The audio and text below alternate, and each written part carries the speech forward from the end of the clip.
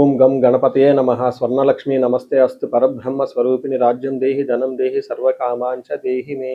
వృశ్చిక రాశి ఏప్రిల్ మంత్లో రాశి ఫలాలు చూద్దాం. దానిలో ముందు భాగంగా ఇందులో ఉన్న నక్షత్రాలు మనం గమనించుకుంటే విశాఖ నక్షత్రం 4వ పాదం, అనురాధ 1, 2, 3, 4 పాదాలు, జ్యేష్ఠ 1, 2, 3, 4 పాదాలంతా ఈ రాశిలో ఉంటాయి.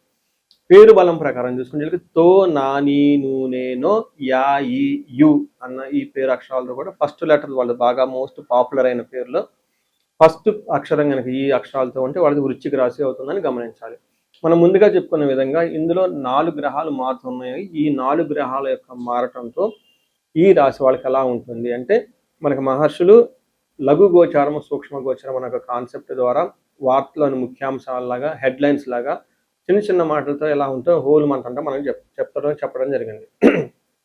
దాంట్లో సూర్యుడి వల్ల ఫస్ట్ 15 days మనోరుజం అంటే మనసులో కొంచెం ఆందోళన కలిగే విధంగా ఉంటుంది. అయితే 15th తర్వాత సూర్యుడు బాగా 6th హౌస్లోకి రావడంతో మంచి స్ట్రాంగ్ అవుతారు. సూర్యుడి బలం విపరీతంగా ఉండటంతో శత్రునాశాంత, శత్రువులతో మీకు ఎవరైనా శత్రువులు ఉన్నా లేదంటే మీరు శత్రువులతో కనుక ఏదన్నా కనుక వర్క్ చేయాల్సి వస్తే మీ ధాటికి శత్రువులు అనేవాళ్ళు ఉండరు, దూరంగా వెళ్ళిపోతారని గమనించవచ్చు. కుజుడు 5వ స్థానంలో ఉండటంతో ధననాశనం అవుతుంది.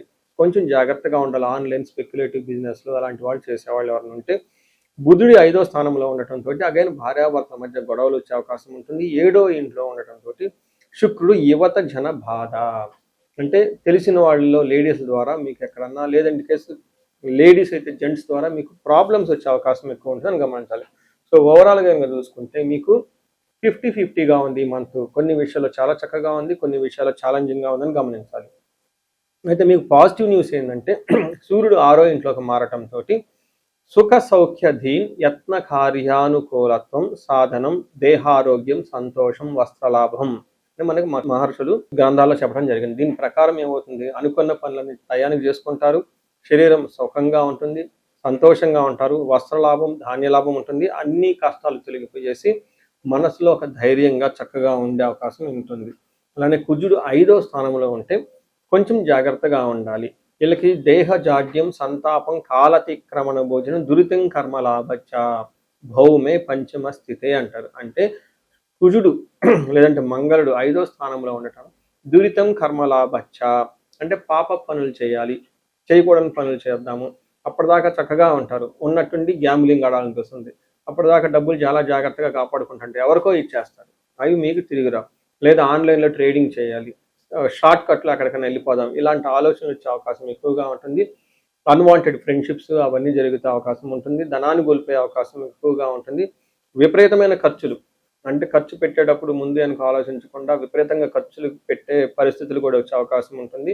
కుజుని విషయంలో కొంచెం జాగ్రత్తగా ఉండటం ఎంతైనా అవసరం. అయితే 7వ స్థానంలో శుక్రుడు ఉండటంతో ఇది కొంచెం మీకు 50-50గా ఉంటుంది. కొన్ని విషయాల్లో ఏమవుతుంది, స్త్రీజాఢ్యం కోపస్తద బీది సర్వక్లేశ జీవనం అని చెప్తారు. అంటే స్త్రీలతో ఇన్ కేసు జెంట్స్ అయితే స్త్రీలతో కొంచెం ఇబ్బందులు వచ్చే అవకాశం ఉంటుంది. వాళ్ళతో సరైన సహకారం రాకుండా మీకు డి అంటే డి కొట్టినట్లు గొడవలు పెట్టుకునే అవకాశం ఉంటుంది. అయితే ఇన్ కేసు స్త్రీలైతే వాళ్ళ పక్కన ఉన్న వాళ్ళతోటి జెంట్స్ తోటి పురుషులతోటి గొడవలు పడే అవకాశం ఎక్కువ ఉంటుందని గమనించాలి. భేదాభిప్రాయాలు వచ్చే అవకాశం ఉంటుంది. కానీ పెళ్లి కాని వాళ్ళకి లవ్ రొమాన్స్ ప్లేజర్స్ ఇలాంటి వాళ్ళకి మాత్రం చక్కగా అనుకూలంగా ఉండే అవకాశం ఉంటుంది ఈ మంత్ అని గమనించాలి. ఇంతేకాకుండా ఈ మంత్లో విశాఖ అనురాధ జ్యేష్ఠ 3 నక్షత్రాలు ఉంటాయి. ఇందులో నక్షత్రం ప్రకారం చూసుకుంటే మనకు అంగగోచారం అన్న కాన్సెప్ట్ ప్రకారం విశాఖ నక్షత్రంలో వీళ్ళకి జయప్రదంగా ఉంటుంది, ధన ప్రాప్తి అంటే ఓవరాల్గా ఈ మంత్ చూసుకుంటే మీకు జయాన్ని కలిగిస్తుంటుంది, ధనం కూడా చక్కగా వస్తుంది. అయితే ఛాలెంజెస్ హెల్త్ విషయంలో అయితే ధనాన్ని విపరీతంగా ఖర్చు అయ్యే అవకాశం కూడా ఉంటుందని గమనించాలి. అనురాధ నక్షత్రం వాళ్ళకి ఈ మాసం జయప్రదంగా ఉంటుంది, ధనం చక్కగా వస్తుంది. అయితే బంధనము రోగము మీకు ఏదో ఒక విషయంలో బంధించబడినట్లుండే పరిస్థితి ఉంటుంది. ఇక్కడ బంధించబడటం అంటే ఏం అర్థం చేసుకోవాలి, ఫ్యూచర్ గురించి సరైన కన్ఫ్యూజన్ ఉంటుంది, అవగాహన ఉండదు. లేదంటే ఒక ఆఫర్ వస్తుంది, తీసుకుందామా వద్దా, లేదంటే యుఎస్ నుంచి ఇండియా వద్దాం, ఇప్పుడు సరైన టైమా లేదా, లేదంటే ఒక మ్యాచ్ వచ్చింది ఇది కరెక్ట్గా ఉందా లేదా, ఇలాంటి విషయాల్లో ఒక కన్ఫ్యూజన్ పరిస్థితిలో ఉండే అవకాశం ఉంటుంది. దీన్ని మీరు చక్కగా సరైన పరిహారాలు చేసుకోవటం ద్వారా ఈ కన్‌ఫ్యూజన్ నుంచి అయితే ఖచ్చితంగా బయటకు వచ్చేస్తారని గమనించుకోవచ్చు. జ్యేష్ఠ నక్షత్రం వాళ్ళకి ధన ప్రాప్తి ఉంటుంది, జయం ఉంటుంది. వీళ్ళకి కూడా బంధనము, కలహము ఏదో ఒక విషయంలో గొడవ పడే అవకాశం ఉంటుంది. పర్టిక్యులర్‌గా అన్నాదమ్ముల విషయంలోనూ, లేదంటే భూమికి సంబంధించిన వ్యవహారాల్లో, ఇంటికి రెంట్ హౌస్‌కి సంబంధించిన వ్యవహారాల్లో గొడవలు పడే అవకాశం ఎక్కువగా ఉంటుంది. హెల్త్ కూడా కొంచెం జాగ్రత్తగా చూసుకోవాల్సిన అవసరం ఎంతైనా ఉంది ఈ రాశి వాళ్ళు. ఇది దీంతోనే కాకుండా విశాఖ నక్షత్రం వాళ్ళకి పర్టిక్యులర్‌గా కార్యహాని, అనుకున్న పనులు కాకుండా వేరే వాళ్ళు తెలిసిన వాళ్ళు మోసం చేసి మిమ్మల్ని మిస్‌గైడ్ చేసే అవకాశం ఎక్కువ ఉంటుందని గమనించాలి.